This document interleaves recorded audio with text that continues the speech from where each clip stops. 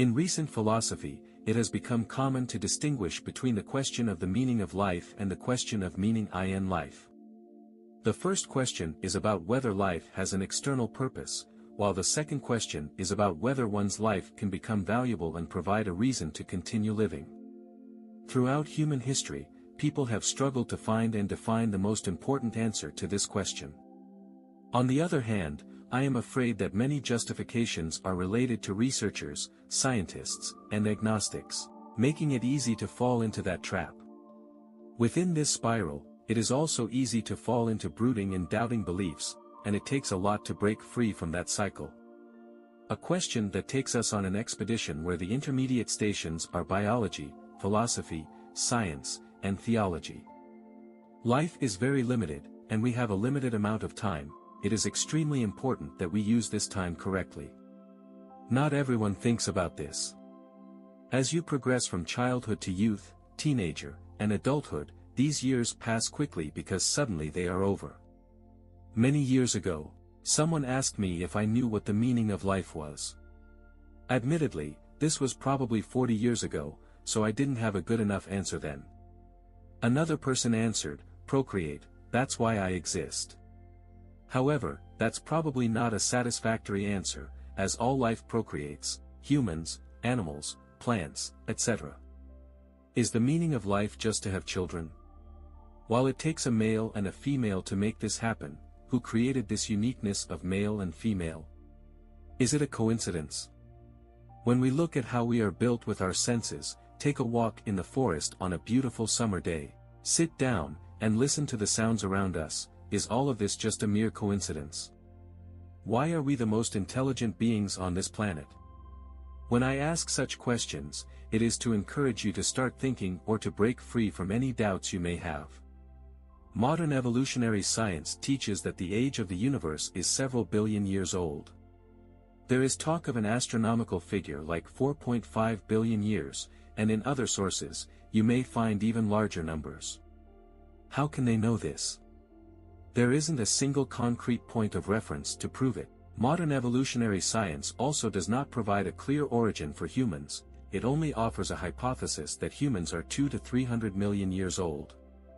One should quickly realize that this cannot be proven but is merely an assumption.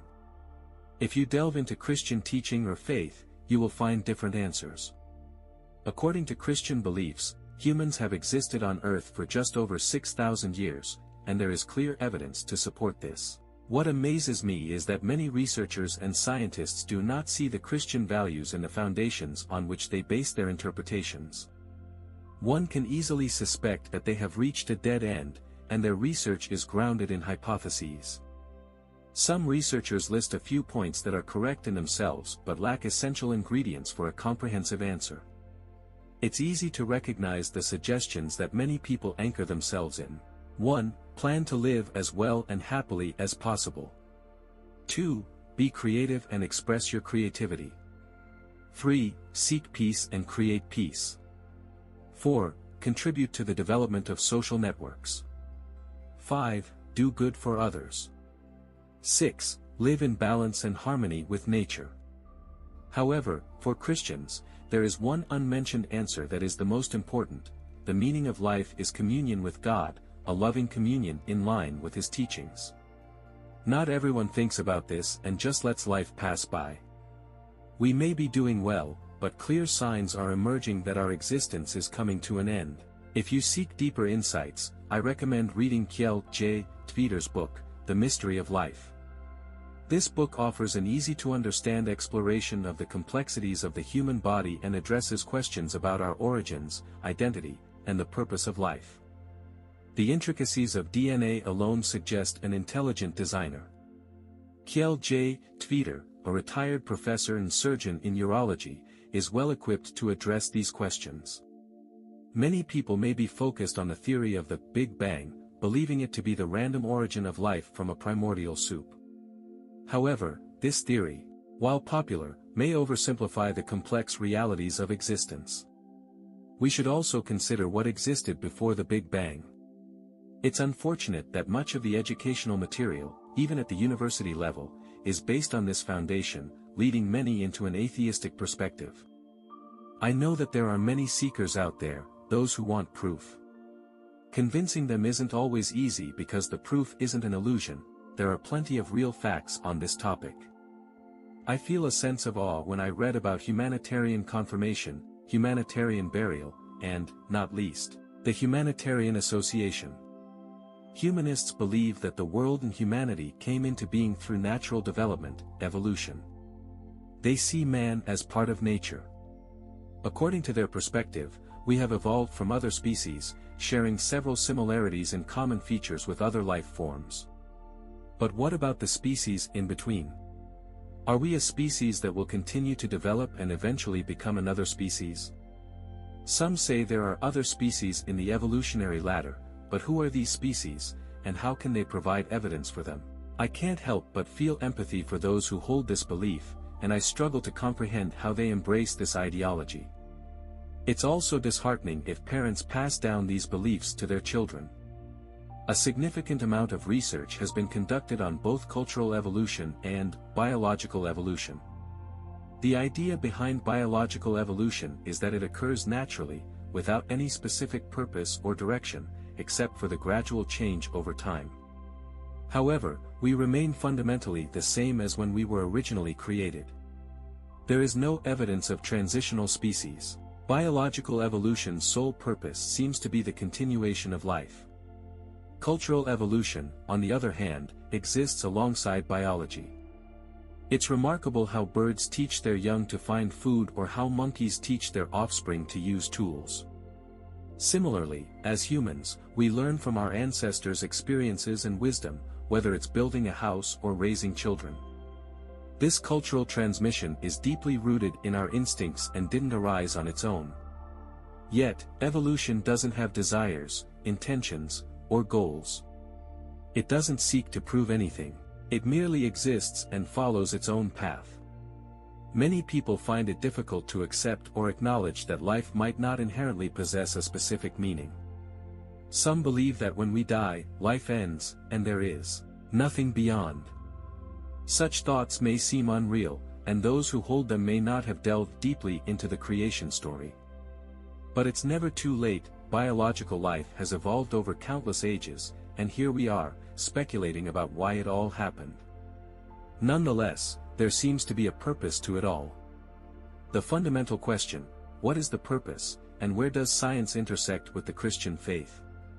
We continue our journey from biology to philosophy and beyond. I firmly believe that modern evolutionary scientists do not engage as faithful readers of the Bible. Had they done so, they might have veered from their grandiose theories about the universe's age and the perception of a random creation. Additionally, when scientists state that the universe is approximately 4.5 billion years old, it becomes evident that this is an almost inconceivable number. What underlies this assertion, and what existed before it? It's not easy to fathom the viewpoints of scientists who embrace this perspective because they often rely solely on numerical data and principles from quantum physics. Quantum physics encompasses theories describing the structure and behavior of fundamental particles, atoms, molecules, solids, and their interactions with each other. Furthermore, astrophysicists encourage us to explore other planets, citing the overpopulation of our planet in record time and the scarcity of resources like food. As a tangent, twice as many people are born as those who pass away each year. Among the prominent modern evolutionary scientists advocating for the exploration of other planets was the astrophysicist Stephen William Hawking.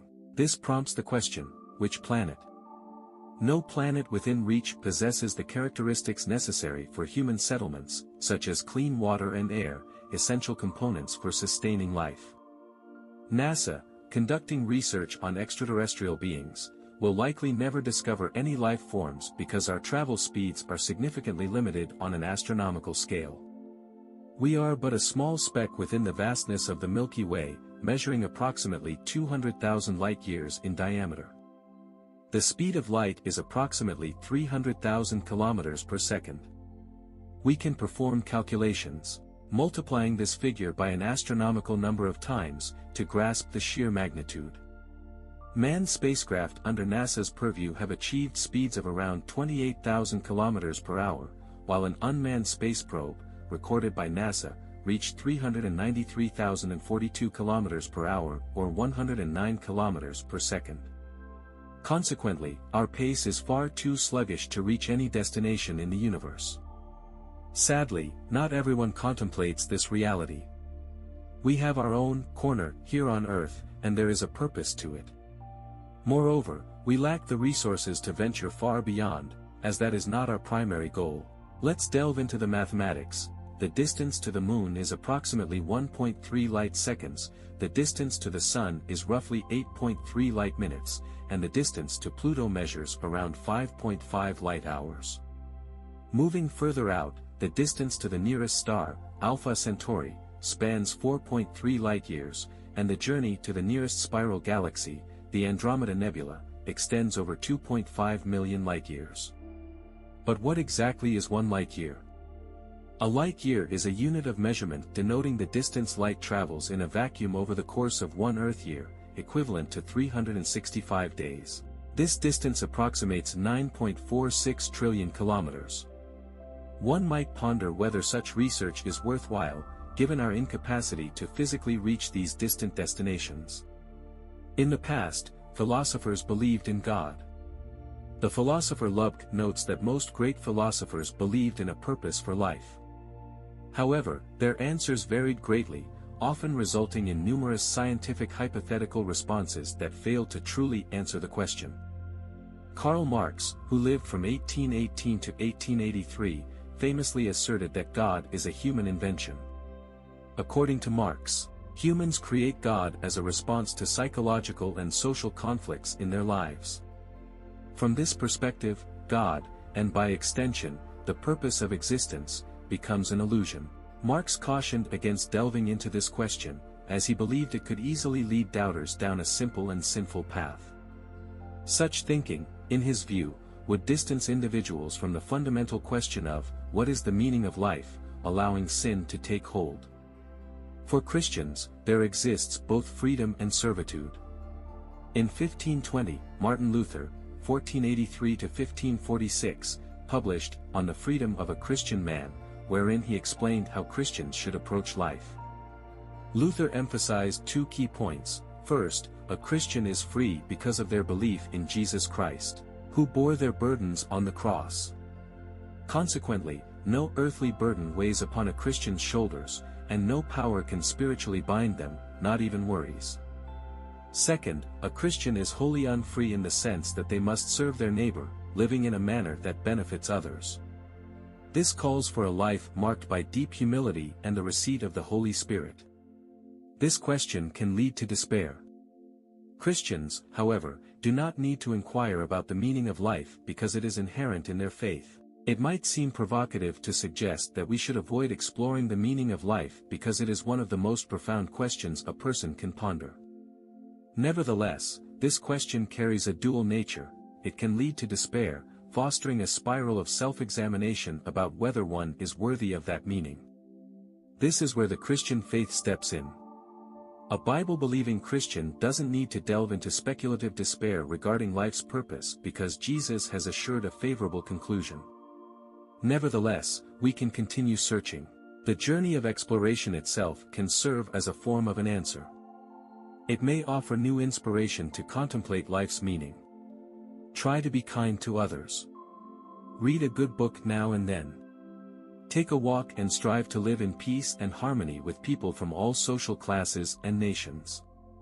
Study the Bible not merely superficially but with a discerning and in-depth approach. The key to understanding the meaning of life may well lie within these pursuits. We often seek meaning in our lives, and it can be a source of frustration, especially for non-Christians. When we feel that life lacks immediate purpose, we may become so frustrated that we start searching for meaning. In such moments, it becomes essential to cross the threshold and immerse ourselves in the belief that life's purpose extends beyond our current existence. Yes, you heard that correctly. The life we live now can be seen as a sort of examination. We must strive to excel to advance to the next phase, analogous to moving on to the next level of study, which, in this context, represents the next life. The key to this journey lies in acknowledging the existence of a creator and worshipping him because he is the one who brought everything into being. It couldn't be simpler. I've observed that many people, as they reach midlife, are not primarily troubled by the typical midlife crises that come with turning 40 or 50. Instead, they often reach a point of introspection, questioning if there is something more, something beyond this life and into the afterlife. The Apostle Paul has addressed this in his writings, for in him, Jesus, all things were created, in heaven and on earth, visible and invisible, thrones and rulers, powers and spiritual powers, all things were created through him and for him, Colossians 1 verse 16. This underscores that we are not just created by him but also for him. However, the unity and community between God and humanity were shattered when Adam and Eve sinned.